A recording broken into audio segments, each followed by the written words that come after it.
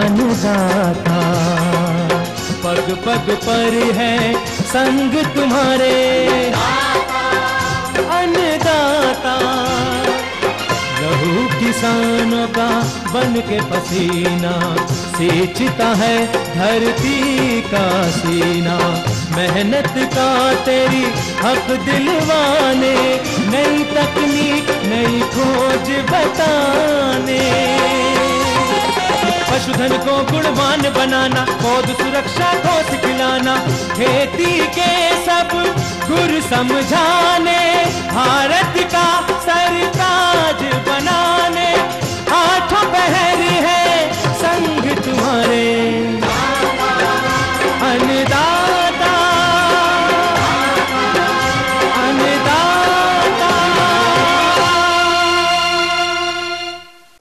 नमस्कार, मैं हूं श्वेता भट्टाचार्य। आप सभी दर्शकों का अन्नदाता कार्यक्रम में स्वागत करती हूं। हर रोज की तरह कार्यक्रम में हम लेकर आते हैं खेतीबाड़ी से जुड़ी हुई बहुत सी लाभकारी जानकारियां।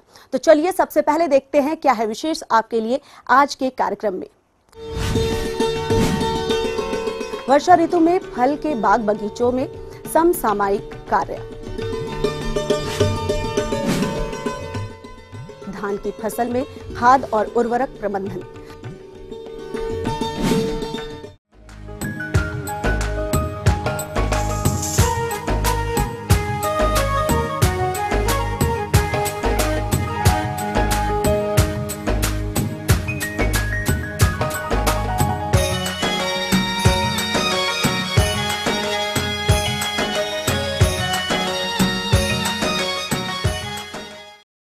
बरसात का मौसम आते ही फल बागों में विभिन्न प्रकार के खरपतवार और कीट व्याधियों का प्रकोप होने लगता है, जिनकी समय पर रोकथाम नहीं करने पर आने वाले दिनों में इनसे कम उत्पादन प्राप्त होता है। तो फल उत्पादक भाइयों, वर्षा ऋतु में कैसे करें फल बागों का प्रबंधन, इस विषय पर जानकारी के लिए देखिए कार्यक्रम की ये खास प्रस्तुति। तो किसान भाइयों, आइए चर्चा करते हैं फल उद्यानों के रखरखाव एवं प्रबंधन पर, जिसके अंतर्गत सर्वप्रथम बात करते हैं जल प्रबंधन की। वर्तमान समय बरसात का चल रहा है। हमारे प्रदेश में वर्षा का असामान्य वितरण होने की वजह से कहीं तो अतिवृष्टि हो रही है और कहीं पर अनावृष्टि। अतः हमें सबसे पहले वर्षा की परिस्थितियों को ध्यान में रखकर अपने फल वृक्षों में जल प्रबंधन करना चाहिए। अर्थात जहाँ पर वर्षा अधिक हो रही हो वहाँ पर फल उद्यानों में जल निकास की उचित व्यवस्था करना चाहिए, क्योंकि अधिक जल भराव होने पर फल वृक्षों के सूखने तथा कई प्रकार के रोगों के चपेट में आने की आशंका बनी रहती है। इसमें बचाव के लिए पूर्व में बने थालों को तोड़ देना चाहिए तथा पौधे के तनों के चारों ओर मिट्टी चढ़ा देनी चाहिए, ताकि पानी सीधा पौधों के संपर्क में न आए। यह तो हुई अधिक वर्षा वाले क्षेत्रों की बात। अब जहां पर वर्षा नहीं हुई है उन क्षेत्रों की बात करते हैं। जहां पर पर्याप्त वर्षा नहीं हो रही हो उन क्षेत्रों में मिट्टी की किस्म, फल वृक्षों की जल मांग को ध्यान में रखते हुए नियमित रूप से सिंचाई करते रहें। अब आइए चर्चा करते हैं खरपतवार नियंत्रण की। जैसा कि हम सभी जानते हैं कि पर्याप्त नमी तथा पोषक तत्वों की उपस्थिति बनी रहने के कारण फल उद्यानों में भारी मात्रा में खरपतवारों का उगना आम बात है।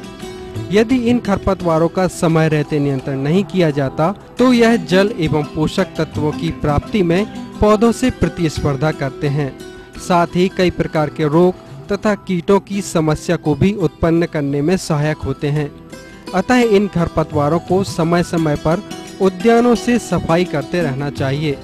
जहाँ तक संभव हो इन खरपतवारों का नियंत्रण हाथ या मशीन द्वारा निराई गुड़ाई के द्वारा करना चाहिए, क्योंकि इससे पौधों को दोहरा लाभ मिलता है। अगर मजदूरों की उपलब्धता नहीं है या मजदूरी अधिक महंगी है तो इस स्थिति में आप नींदानाशी दवाओं का छिड़काव कर सकते हैं। जहाँ तक बात पोषक तत्व प्रबंधन की है तो किसी भी पौधे की उचित वृद्धि व फल उत्पादन प्राप्त करने के लिए उसका उचित पोषक प्रबंधन बहुत ही आवश्यक होता है। अतः समय समय पर पौधों की आयु, किस्म एवं मांग के अनुसार पोषक तत्व देना चाहिए। साधारणतः उनकी उम्र के अनुसार पोषक तत्वों का प्रबंधन इस प्रकार करना चाहिए।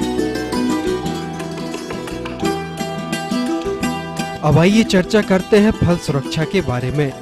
किसी भी फल उद्यान से अधिक उत्पादन प्राप्त करने के लिए उसकी फसल सुरक्षा बहुत ही आवश्यक होती है। तो आइए सबसे पहले हम बात करते हैं समन्वित कीट प्रबंधन की। फल उद्यानों में कई प्रकार के कीटों का आक्रमण होता है, जिनमें रस चूसक कीट व काटने वाले कीट प्रमुख होते हैं। इन कीटों के समन्वित प्रबंधन के लिए फल उद्यानों में पौधों के बीच खाली पड़ी जगह की ग्रीष्मकालीन गहरी जुताई करवानी चाहिए, ताकि धूप में विभिन्न प्रकार के कीट के लार्वा तथा अंडे नष्ट हो जाएं।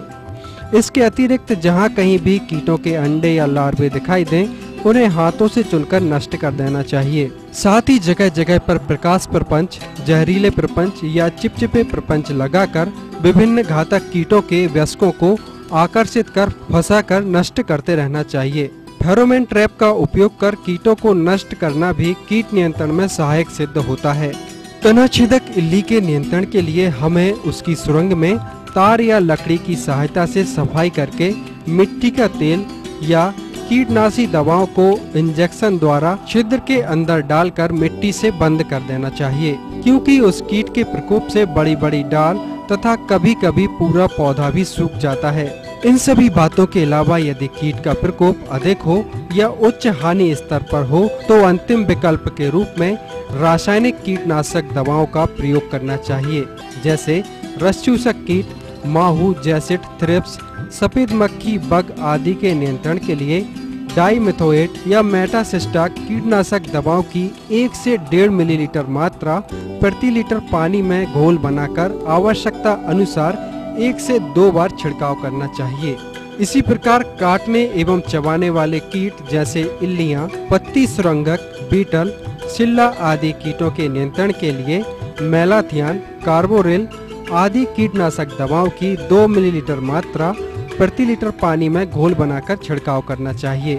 इसी प्रकार रोग प्रबंधन हेतु फल उद्यानों में समन्वित रोग प्रबंधन के तहत उचित जल निकास की व्यवस्था करना आवश्यक होता है एवं फफूंदी जनित रोगों के नियंत्रण के लिए गंधक युक्त फफूंदनाशी दवाओं की उचित मात्रा में उपयोग के साथ साथ कार्बेंडाजिम, कॉपर ऑक्सीक्लोराइड आदि की 2 से 3 मिलीलीटर मात्रा प्रति लीटर पानी में घोल बनाकर छिड़काव समय समय पर करते रहना चाहिए तथा जीवाणु जनित रोगों के नियंत्रण के लिए Bodo mixer, NAA 200 ppm, streptomycin 500 से 1000 ppm या 2000 ppm फाइटोमाइसिन का छिड़काव करना चाहिए।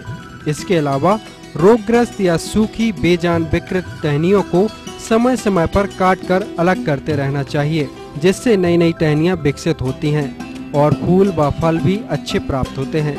साथ ही कटाई छटाई करने से बहुत से कीट तथा रोग, फफूंद, जीवाणु या विषाणु पौधे से अलग हो जाते हैं। यदि इन सभी क्रियाकलापों को किसान भाई समय समय पर अपने फल उद्यानों में करते रहेंगे तो निश्चित ही अच्छा फल उत्पादन प्राप्त होगा और लंबे समय तक पौधे फल देते रहेंगे।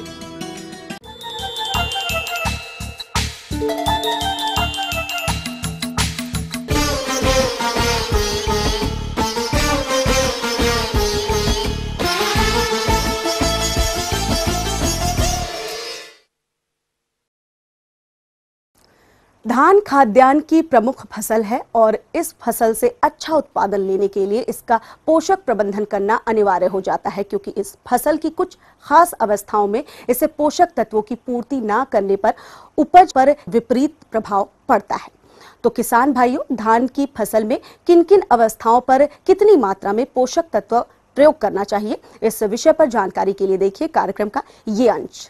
किसान भाइयों, देखिए धान की नर्सरी में जो हम डालते हैं तो अधिकतर किसानों को हमने देखा है कि वो केवल DAP से नर्सरी डाल देते हैं। नर्सरी जब आपकी 20 से 30 दिन के बीच की होती है तो उसमें कहीं पीलापन आता है, कहीं ऊपर से नोक सूखने लगती है।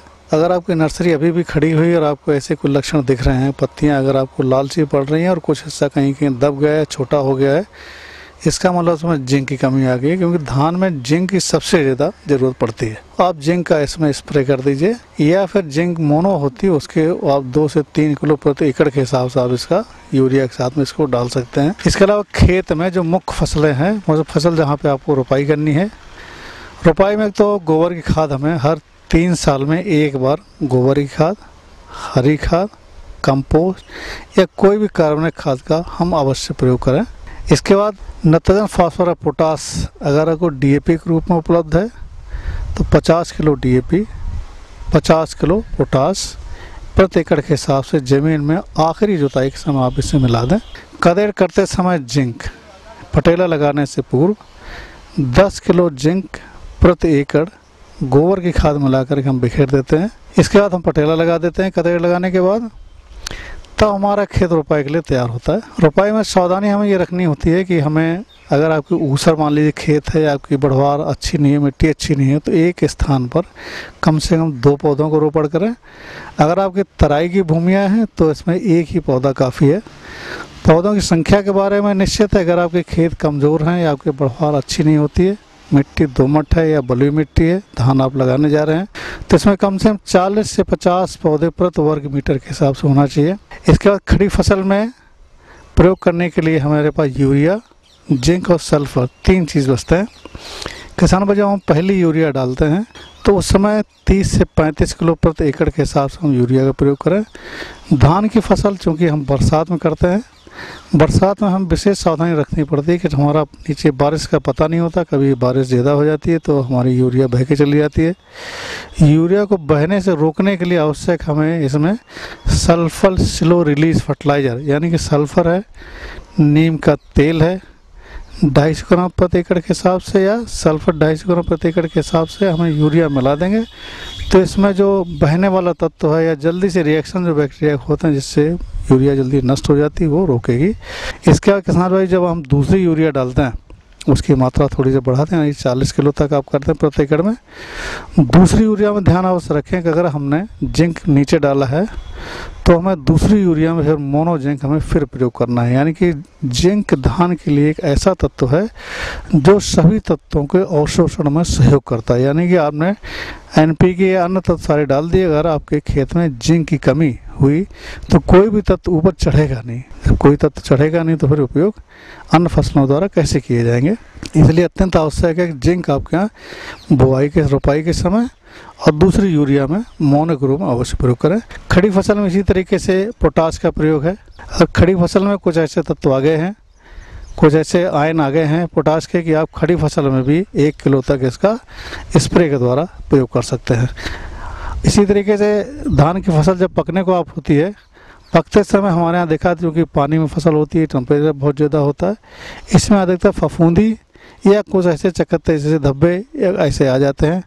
उसके लिए अत्यंत आवश्यक है कि हमें सल्फर का प्रयोग करना चाहिए, क्योंकि उस समय धान करते समय हमारा ठंड का मौसम आ जाता है, तो ठंड से सुरक्षा के लिए सल्फर का प्रयोग, ये सल्फर आप जो है 80% WP यानी कि वेटेबल पाउडर आता है 80% का, तो यूरिया में मिला करके 2 किलो प्रति एकड़ के हिसाब से हमें बुरकाव कर देना चाहिए।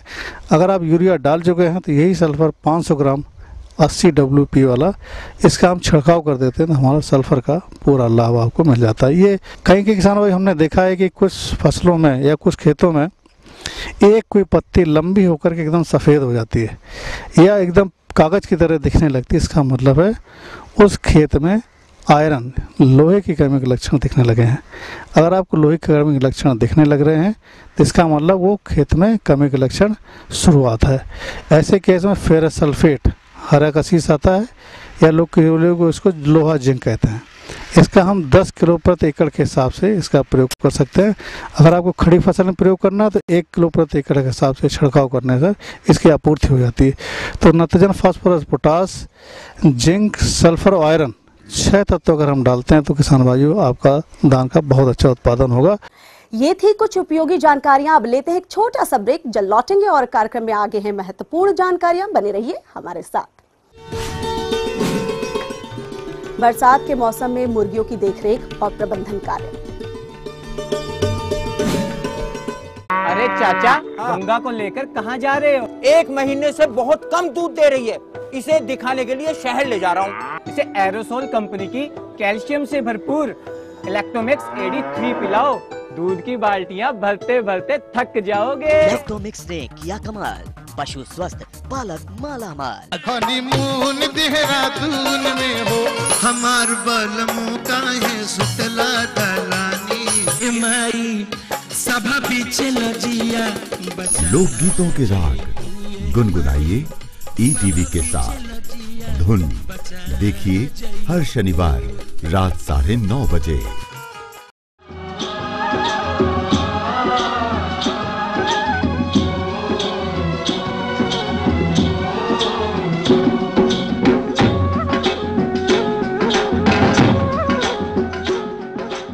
ब्रेक के बाद एक बार फिर से आप सभी दर्शकों का अन्नदाता कार्यक्रम में स्वागत है। बढ़ते हैं अगली प्रस्तुति की ओर।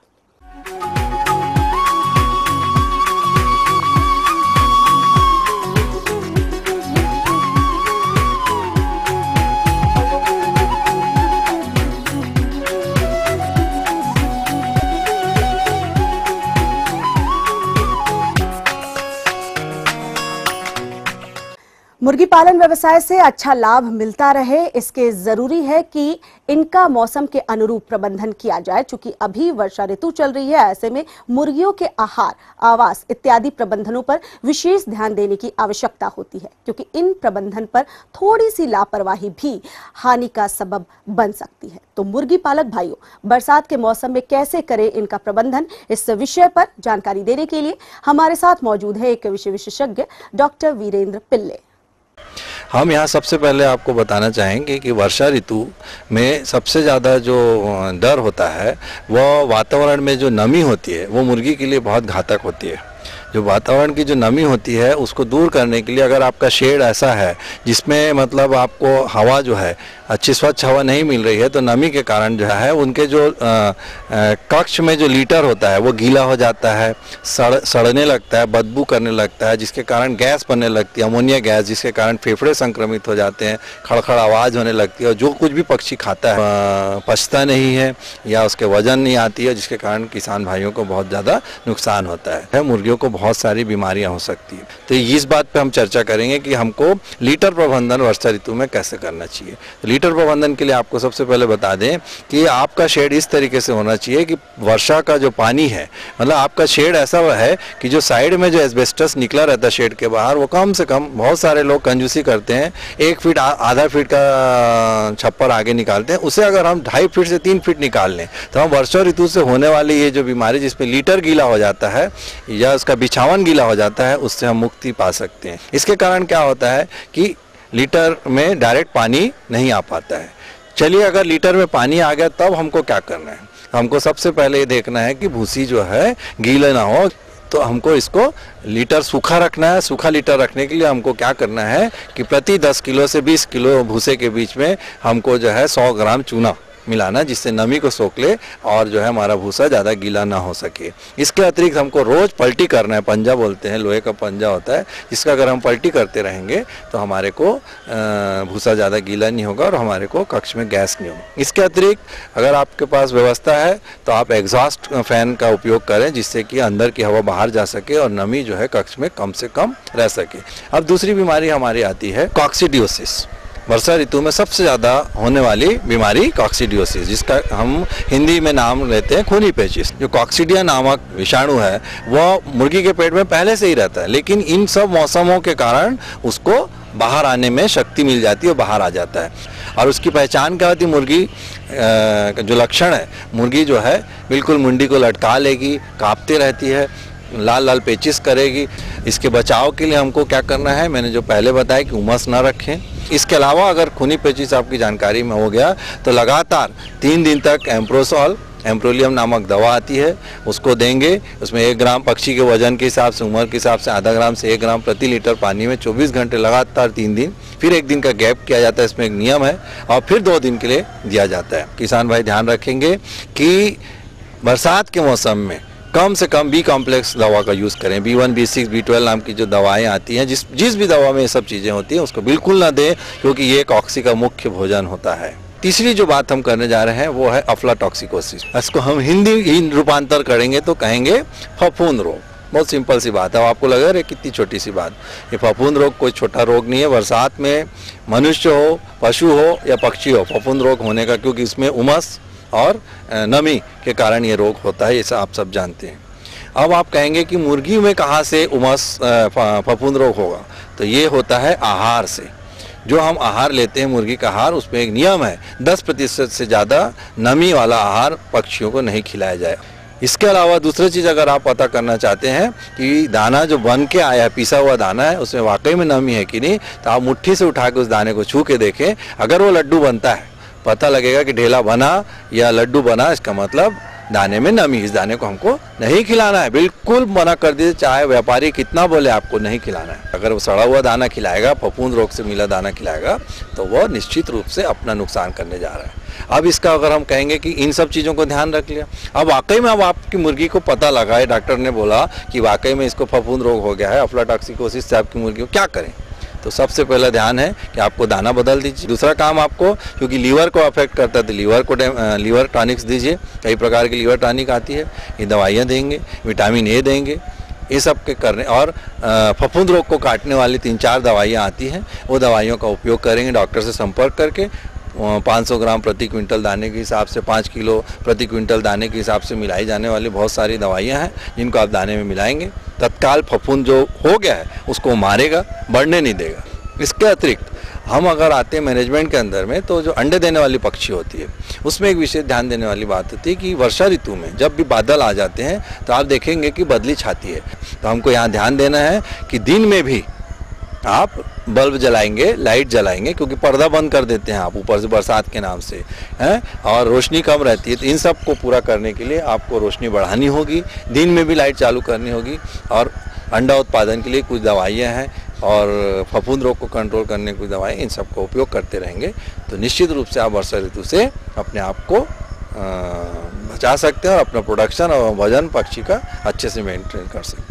आगे और भी कुछ है रोचक जानकारियां, पर यहां पर रुकेंगे एक और कमर्शियल ब्रेक के लिए। जल्द होते हैं हाजिर।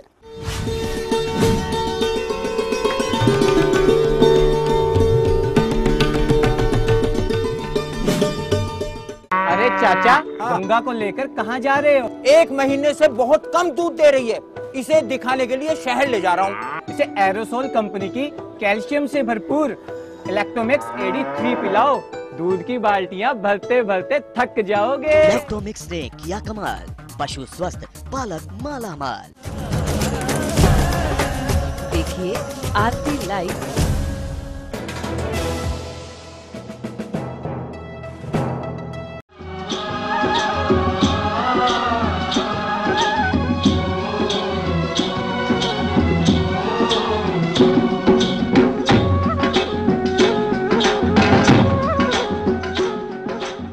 ब्रेक के बाद आप सभी दर्शकों का स्वागत है। चलिए अब रुख करते हैं अगली कड़ी की ओर।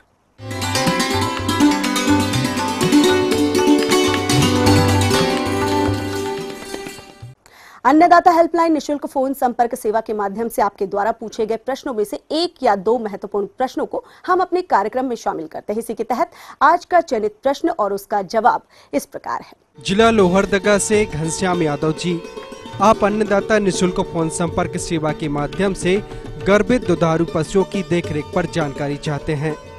तो घनश्याम जी, आपकी जानकारी हेतु प्रस्तुत है कार्यक्रम का यह अंश। किसान भाइयों, किसी भी जानवर के जीवन में गर्भकाल एक महत्वपूर्ण जो है समय होता है। किसान भाइयों, जहाँ तक हम बात करते हैं, एक जो भैंस हमारी है वो 310 दिन उनका गर्भकाल रहता है, और जो गाय हैं वो 280 से 285 दिन का उनका गर्भकाल रहता है। इसके बाद ही उनमें जो है बच्चा ब्याने की प्रक्रिया होती है। किसान भाइयों, जहाँ तक हम बात करते हैं कि उनकी उचित देखरेख की, तो जो भी गर्भित जानवर है, जैसे ही आपको पता चलता है कि वो जो है जानवर आपका गर्भ धारण कर लिया है, आप जो है गर्भित जानवर को कभी जो है उसको डराएं या धमकाएं नहीं, तेज मत दौड़ाएं। किसान भाइयों, जो हम उसको हरे चारे दें या जो भी खाने पीने की मात्रा दें, खाने पीने का जो भी सामान दें, वो सुपाच्य होना चाहिए। किसान भाइयों, जब हमारा जानवर 5 माह का गर्भित हो चुका हो, तो 6ठे माह से हम उसको जो है एक्स्ट्रा फीडिंग शुरू करते हैं।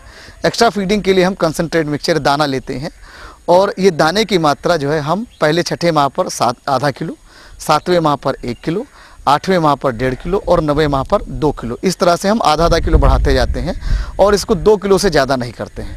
किसान भाइयों, यहाँ पर एक चीज़ ये जान लेनी बहुत अति आवश्यक है कि ये जो दाने की एक्स्ट्रा मात्रा मैं आपको बता रहा हूँ, ये आपके जो है जीवन निर्वाह राशन के अतिरिक्त देय है। यानी कुल मिला के अगर आप 1 से 1.5 किलो उसको जीवन निर्वाह दे रहे हैं, तो उसके अलावा 2 किलो आप उसको गर्भवृद्धि राशन देंगे।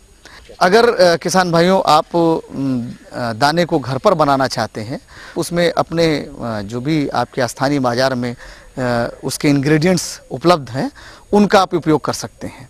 और इन इंग्रेडिएंट्स में आप अनाज ले सकते हैं, और अनाज में आप कोई भी गेहूँ, जौ, चना, अरहर, मटर, मसूर इनको ले सकते हैं। और ये जो दाने की मात्रा है इसको आप 40 किलोग्राम ले सकते हैं। इसके अलावा आप किसान भाइयों चोकर ले सकते हैं। इसमें जो है चोकर की मात्रा को हम 30% रखते हैं। इसके अलावा आप उसमें 27 किलोग्राम खली मिला सकते हैं। खली आपकी कोई भी हो सकती है, चाहे आप सरसों की खली ले लें, अलसी की ले लें या मूंगफली की ले लें, जो आपके मार्केट में अवेलेबल हो। इसके अलावा 1 किलोग्राम आप खड़िया, 1 किलोग्राम नमक और 1 किलोग्राम मिनरल मिक्सचर अवश्य मिला दें। ये दाने की मात्रा किसान भाइयों आप दिन में 2 बार दे सकते हैं।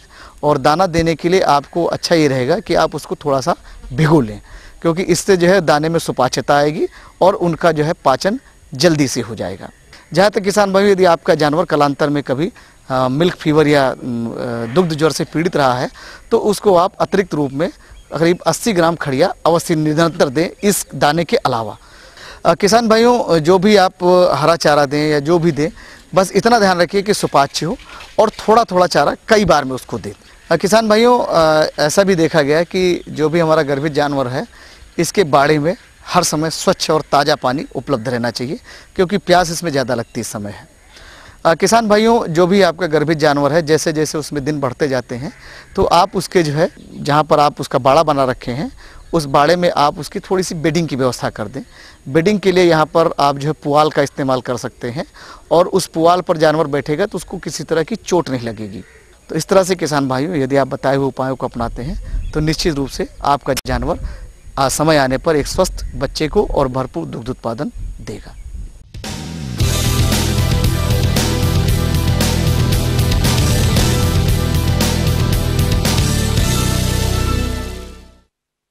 राज्य की विभिन्न मंडियों में कृषि उत्पादों के चढ़ते उतरते बाजार भाव की संक्षिप्त जानकारी इस प्रकार है।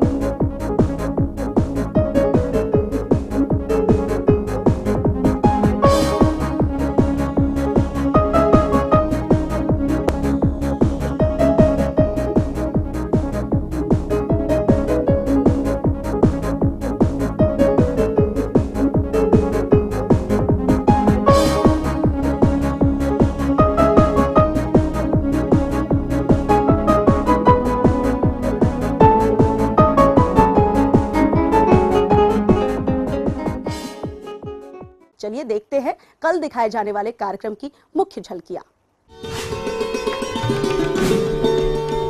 मूंगफली की फसल में कीटों की रोकथाम पर जानकारी। हम उम्मीद करते हैं कि आज का कार्यक्रम आप सभी दर्शकों के लिए उपयोगी रहा होगा। किसान भाइयों, अन्नदाता आपकी सेवा के लिए संकल्परत है। कृषि संबंधित समस्या एवं सुझाव के लिए आप हमें इस पते पर संपर्क कर सकते हैं। प्रोड्यूसर अन्नदाता ETV Bihar Jharkhand, Ramoji film city Hyderabad 501512। साथ ही आप हमें ईमेल भी कर सकते हैं। हमारा ईमेल एड्रेस है annadatabihar@etv.co.in।